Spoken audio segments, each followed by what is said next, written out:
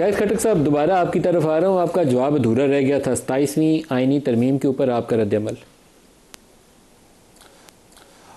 मालिक साहब, मैं ये कह रहा था कि पहली बात ये कि जिस दिन इस मुल्क में 90 दिन इंतखाबात के हवाले से जो सुप्रीम कोर्ट के लार्जर बेंच का फैसला आया, तब से लेके आज तक उसके बाद जब लार्जर बेंच ने फैसला किया कि जो हमारे हिस्से की मखसूस नशिस्तें थी वो जब हमें नहीं दी गई, तो ईवान के अंदर एक जाली मैंडेट के जरिए इनकी 2/3 मेजॉरिटी जो है वो बनाई गई। उसके जरिए में 26वीं आईनी तरमीम जो है वो मंजूर कराई गई। तो अब इनकी ईवान में जो मौजूदा तादाद है, ये सारी कुछ फॉर्म 47 के हैं, कुछ हमारे हिस्से की मखसूस नशिस्तें हैं, उनके जरिए इन तरामीम को मंजूर किया गया है। इन तरामीम के ऊपर हमारा बड़ा ही वाज़ेह मौक़िफ़ है। जिस दिन तहरीक इंसाफ बरसर इक़्तिदार आई, जब हमारे 2/3 मेजॉरिटी ईवान के अंदर अल्लाह पूरी करेगा। हालांकि इस इलेक्शन में भी आपको पता है कि हमारी 190 प्लस सीट्स थी, लेकिन हमारे मैंडेट के ऊपर डाका डाला गया।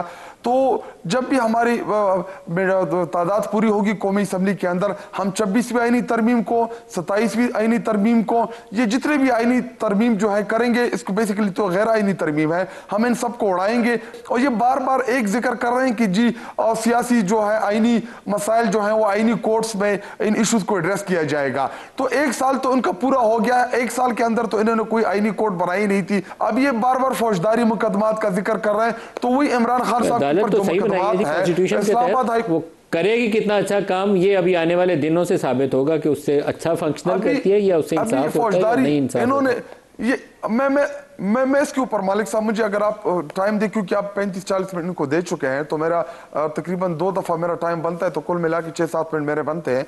एक ये कि इन्होंने ये बार बार फौजदारी मुकदमात का जिक्र कर रहे हैं। इमरान खान साहब के ऊपर जितने भी केसेस हैं इस्लामाबाद हाई कोर्ट में, आप देख सकते हैं कि उनकी तारीखें नहीं लग रही, जजेस उनको सुन नहीं पा रहे, और जो जजेस लगा रहे हैं उन्होंने सुप्रीम जुडिशल काउंसिल को लेटर्स लेके वो सुप्रीम कोर्ट के पाकिस्तान के पास गए कि जी हमें आजादाना फैसले नहीं करने दिए जा रहे। और ये सिर्फ इस्लामाबाद हाई कोर्ट ने नहीं, पेशावर हाई कोर्ट के जजेस ने लेटर लिखे, लाहौर हाई कोर्ट के जजेस ने लेटर लिखे, इसी तरह जो सिंध हाई कोर्ट है उनके जजेस ने लेटर लिखे, और सुप्रीम कोर्ट ऑफ पाकिस्तान के अपने जजेस ने रिजाइन किया और उन्होंने कहा कि जी हमें आजादाना काम नहीं करने दिया जा रहा। तो इस वक्त पाकिस्तान के अंदर अदलिया जो है ये तकरीबन खत्म हो चुकी है। पाकिस्तान में इस वक्त गैर अनडिक्लेयर बादशाह जो है वो कायम है। इस तरह तो परवेज मुशर्रफ के दौर में पीसीओ जजेस का किरदार नहीं था जो आजकल ये जजेस लेके आ रहे हैं। तो ये तो बादशाह बता दें, और हम अभी हुकूमत तैयारी कर रही है कि 28वीं आईनी तरमीम भी लाएगी।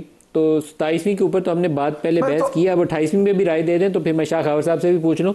NFC अवार्ड और ये साथ सिंगल नेशनल करिकुलम, उसके ऊपर बात हो रही है, और लोकल बॉडीज, आपकी राय इसके ऊपर? अभी पहली बात यह कि लोकल बॉडी का इलेक्शन इन्होंने क्या करना है, इन्होंने जो 8 फरवरी के इलेक्शन के साथ किया उसके बाद दूसरा ये इलेक्शन कराएंगे। और इसके अलावा जो ये बार बार NFC का कह रहे हैं, NFC में तो हमें अपना ड्यू शेयर नहीं मिल रहा। जो 80, 70, 80, 90 हजार कबाइल जो मर्ज डिस्ट्रिक्ट्स हैं, जिनका सारा बोझ आया खैबर पख्तूनख्वा के ऊपर, जो इन्होंने कमिट किया था कि सालाना 100 अरब रुपए देंगे, तो ये तो हमें हमारे सूबे के जो ड्यू राइट्स है वो पहले से नहीं दे रहे हैं। अगर ये पंजाब या किसी दूसरे सूबे को पैसे ज्यादा दे रहे हैं और तहरीक इंसाफ के ऊपर या खैबर पख्तूनख्वा की आवाम के साथ ये ज्यादती कर रही है, तो हम ऐसी किसी भी किस्म की तरमीम की ना हिमायत करेंगे ना उसको तस्लीम करेंगे जिसमें हमारे सूबे के जो है वो हकूक कंप्रोमाइज हो। और पंजाब में आपको पता है कि मरियम नवाज जो है वो खुद हारी हुई है, तो जाली मैंडेट के ऊपर ये आके ना इनके पास आवाम का मैंडेट तो नहीं है, तो इनकी जितनी भी कानून साजी है हम इसको नल इनवाइट करेंगे। पीपल्स पार्टी साहब, NFC के ऊपर कोई अगर कंसल्टेटिव प्रोसेस शुरू होता है तो आपकी जमात की क्या तजवीज़ होगी, क्या राह होगी, कैसे इसको आगे लेकर बढ़ना चाहिए, शफाफियत भी आए और जिसका जो हिस्सा है उसको मिले भी, लेकिन पूरे मुल्क के हर सूबे के जहाँ ज़रूरियात है वो भी पूरी हों। बलूचिस्तान की बहुत ज़्यादा तरक्की के हवाले से ज़रूरियात है, तो वहाँ पे ज़्यादा वसाइल की ज़रूरत है, वो आपको एड्रेस करना पड़ेगा। इसी तरीके से जो ट्राइबल एरियाज़ थे वहाँ पर पैसा ज़्यादा लगाने की, तालीमी इदारे बनाने की ज़रूरत है, तो उसको भी एड्रेस करना चाहिए, इनकॉर्पोरेट करना चाहिए नए NFC वार्ड में। खटक साहब। साहब आपको पता है कि एनएफसी का जो ड्यू शेयर है वो आबादी के लिहाज से या रिसोर्सेज के लिहाज से ही बनता है, लेकिन हमारे ऊपर जब हमें मर्ज अजला दिए गए खैबर पख्तूनख्वा को, चूंकि वो इससे पहले फेडरल एडमिनिस्ट्रेशन एरिया था, फाटा जितना भी था, लेकिन जब खैबर पख्तूनख्वा में वो जम हुआ 2019-20 में, तो इन्होंने कमिट किया था कि सालाना 100 अरब रुपए देंगे खैबर पख्तूनख्वा को। और आपको पता है कि वो एक जंग ज़दा इलाका था, वहाँ पे वार अगेंस्ट टेरर लड़ी गई, जिसकी वजह से खैबर पख्तूनख्वा के ऊपर बहुत बड़ा बोझ आया, क्योंकि वहाँ पे हमने पुलिसिंग सिस्टम को इंट्रोड्यूस किया, वहाँ पे एडमिनिस्ट्रेशन को रिवाइज किया, तो उनके बहुत बड़े खर्चे थे। लेकिन बदकिस्मती से जब भी मुस्लिम लीग नून की हुकूमत आती है तो ये इनकी पॉलिसीज ऐसी होती हैं कि छोटे सूबे के साथ ये हमेशा से ज्यादती करते हैं। हालांकि ये कोई एहसान नहीं कर रहे। खैबर पख्तूनख्वा जो बिजली के मत में नेट हाइडल जो प्रॉफिट है, बिजली के पैसे जो हैं वो खैबर पख्तूनख्वा से आप कमा रहे हैं, ऑयल एंड गैस सेक्टर में आप खैबर पख्तूनख्वा और सिंध से कमा रहे हैं। तो जितना जो मेजर जंग है या मेजर जो पैसे हैं इस वक्त जो आपका पाकिस्तान चल रहा है, तो खैबर पख्तूनख्वा उसकी बुनियाद है। इसी के अलावा आपके जो बॉर्डर एरिया से जो इनकम्स हैं या जो आपके जो सेस में जो पैसे आप यहां से कलेक्ट करते हैं, तो वो बाकी सूबे से खैबर पख्तूनख्वा के शेयर ज्यादा बनता है। जो हमारा जो शेयर बनता है जो हमारे सूबे को मिलना चाहिए वो भी नहीं देते। बार के पाकिस्तान हमारा है, हम जो है उन इश्यूज के ऊपर पॉलिटिक्स नहीं करना चाहते जिससे फेडरेशन को नुकसान हो, लेकिन इनके पास इख्तियार नहीं है। मैं रिपीट कर रहा हूं कि 26वीं आईनी तरमीम भी इन्होंने जिस तरीके से पास कराई, जो इनके पास मेंबर्स थे वो हमारे मेंबर्स थे जिनको इमरान खान तहरीक इंसाफ का वोट मिला। 27वीं आईनी तरमीम में इनके साथ जो मखसूस नशिस्तों के खवातीन बैठी हैं या जो इनके साथ ईवान के अंदर जो अकलियत की सीटें हैं, ये हमारी जमात के हिस्से की बनती थी। 8 फरवरी को भी इन्होंने मैंडेट के ऊपर डाका डाला, इनको मुफ्त की सीटें मिल गई। तो इनके पास तो इख्तियार नहीं है, इनको तो अवाम ने इलेक्ट नहीं किया, अवाम ने इनको वोट दिया ही नहीं। ये तो आके काबिज है पाकिस्तान के ऊपर, हमारे अवाम के मैंडेट के ऊपर। तो इनकी किसी भी किस्म की कानून साजी में ना हम सहूलतकारी करेंगे, ना इनको वोट देंगे, ना इनको सपोर्ट देंगे, और इनकी तमाम तरामीम ये हम रिवाइज करेंगे। मैं दोबारा रिपीट कर रहा हूं, जब हमें इंशाल्लाह 2/3 मेजॉरिटी मिलेगी ईवान के अंदर।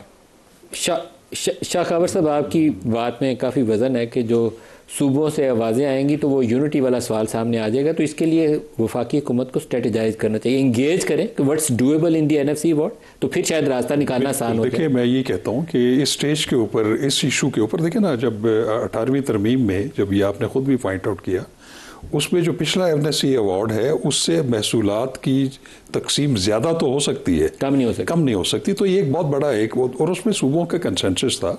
और आपने देखा है कि वो जो 18वीं तरमीम हुई थी वो 9-10 महीने के एक बड़े लंबे प्रोसेस के बाद उसमें बाकायदा रज़ा रब्बानी की क़यादत में एक कमेटी थी जिसमें तमाम पॉलिटिकल पार्टी, बहुत बेहतर तरीकाकार था एज़ कंपेयर टू 26वीं और 27वीं, इससे बहुत बेहतर था। मैं ये बिल्कुल ये कह रहा हूँ।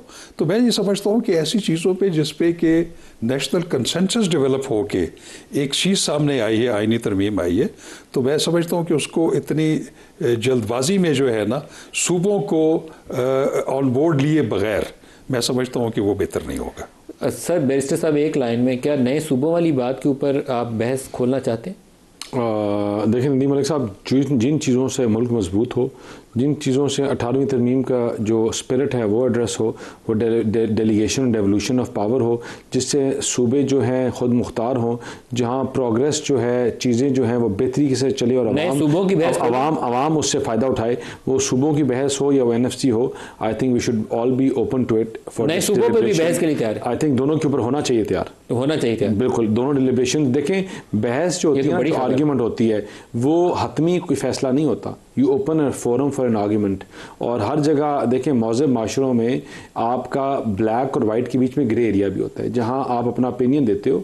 You can disagree to certain things, you can agree to certain things, लेकिन आप चीज़ों को सूबे किस तरह होने चाहिए, क्या होने चाहिए भी या नहीं होने चाहिए, या वो कोई और तरीकाकार इख्तियार होना चाहिए जिसमें पार्लियामान ना बने, मतलब डेवोल्यूशन ऑफ पावर का जो कॉन्सेप्ट है ना, वो एड्रेस होना चाहिए। वो जिस तरह भी हो,